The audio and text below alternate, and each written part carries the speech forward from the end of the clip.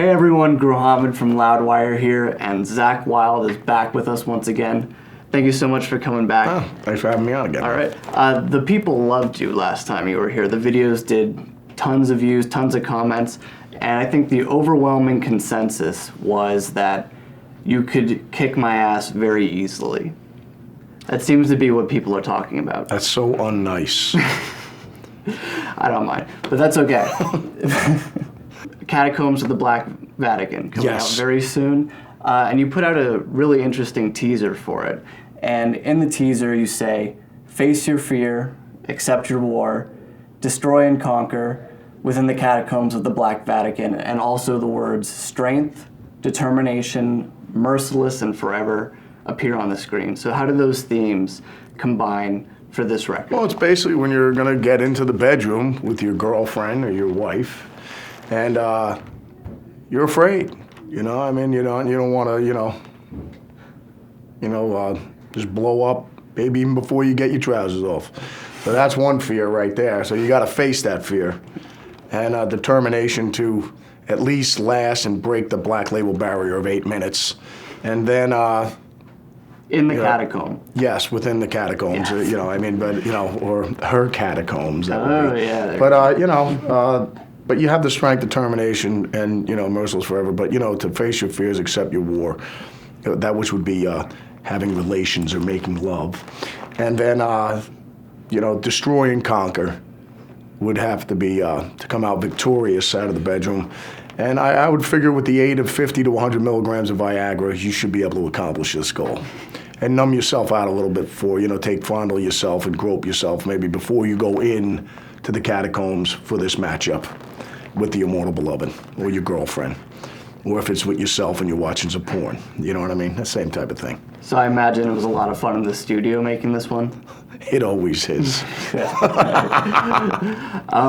It was a bit of a mess. We had to clean up afterwards, but a good time was had by all. Yeah, lots of fluids in the board. Yes, glued to the ceiling. You know what I mean? Stuff like that. That's when you know you're really having a good time. He's a heavy shooter. There's a very famous picture of you that goes around with you're playing guitar and you're bleeding heavy. It's all over the base of the guitar, all over the strings. I've got the picture of that one, just in case. I'm sure it's happened more than once. Oh, yes. So that one. Yes, this picture here. Number. Yes, I remember this well. Yeah? Now, see, this is the effects of 100 milligrams of Viagra, left alone in the bathroom 15 minutes before the show. This is what's going to happen. When you treat your body like a wonderland, that it is. But listen, good times. Very good time. What happened during that show? Do you remember? Yeah, no, I remember. All I remember is I remember bleeding like that. I don't remember. I didn't think it was that bad until I seen the picture. I was like, oh wow. Yeah, it was a gush. Was it a cut? Was it a fingernail? Yeah. I had a decent. I had to get stitches and stuff like that on my hand, but yeah, just I was whacking it. I almost got to the point where I was gonna, about to explode. And the guys knocked on the door. I was kind of the bummer too. So I was kind of still loaded up, and I had to go out and do the rest of the show. But yeah, so I hit my hand on the sink while I was going for it. You know what I mean? I was just almost there. I got weak in the knees, so it was it was so much not so much that I was getting a little lightheaded from the loss of blood. I think it was just because my legs were a little noodled up from just almost reaching that moment. But I did after the show. I took care of business. It was frustrating. You probably had to switch hands. Very frustrating. That's what all was going through my mind was getting back into the bathroom and finishing the job. Very good. What's the worst injury you've had while playing? Would that be it? No, I ended up breaking my back on stage one day when at Janie Lane's club down in Florida doing a Pride and Glory show. So I actually broke my back, cracked 3 vertebrae in my spine, and broke a rib. How did that happen? That was another masturbatory accident, and that was pretty brutal. I spoke to Chris Jericho recently. And yes, Father Jericho. Father Jericho. Father Y2J. Yes. Ayatollah, rock and roll, all that stuff. He's the best. Yeah. I asked him who he thought would be a good wrestler from the rock world. He mentioned you immediately, and the quote was, He thinks he's a Viking anyway, and he's obsessed with the Ultimate Warrior. This is very true.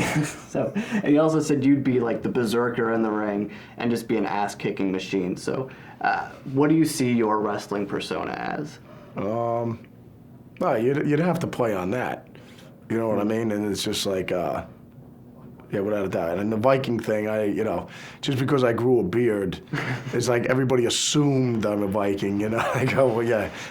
So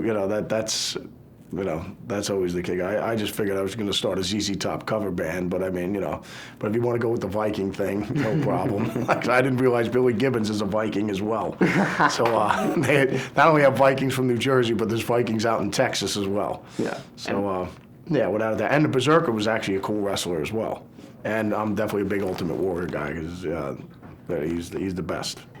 Tell me one thing that the world does not know about Dimebag Darrell. I don't know. I mean, he's just like Dime. He's just basically Santa Claus with a pink beard. I mean, I just loved giving everybody presents all the time, and he'd light up a room. It was a toss-up between if you threw Eddie Van Halen, Randy Rhoads, and then because his beloved Ace Frehley, so you'd have to stick Ace in there in a blender, along with Santa, because he loved giving everybody presents and making people feel good, thrown in with a lump of Blutarski from Delta when, everybody was feeling down, and he came in there, he's like, and look at everybody feeling down. He goes, look at you you jackasses. He goes, did we get down when the Germans bombed Pearl Harbor?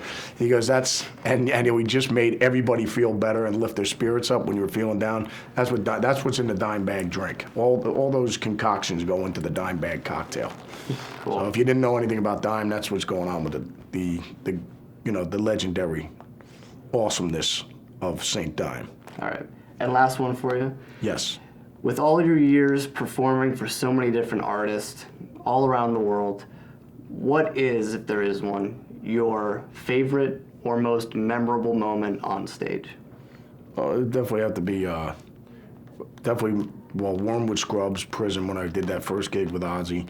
My first arena show with Ozzy. Going, wow, this is that was in Pensacola, Florida, on No Rest for the Wicked. Definitely the Moscow Peace Festival stuck out as pretty insane. And then when I played Madison Square Garden with Oz.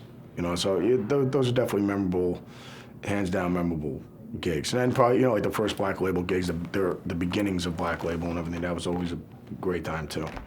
Actually all of them. I mean, Pride and Glory, we've done some insane gigs with that. And then the Book of Shadows tour playing Sudsy Malone's, which has a dishwashing unit out in the back where you can actually wash your clothes, have a beer, and watch the band. That's a must. But there was 4 people that were in there. You had the bartender, a guy passed out on heroin, the other guy attending to his friend to resuscitate his friend passed out on heroin, and another guy doing his laundry in the back. But it was still a great show. And I still remember that gig. It was only 4 people there, but I remembered every one of them. Brilliant. Thank you so much again for brother. stopping by. Thank Great you, to man. see you.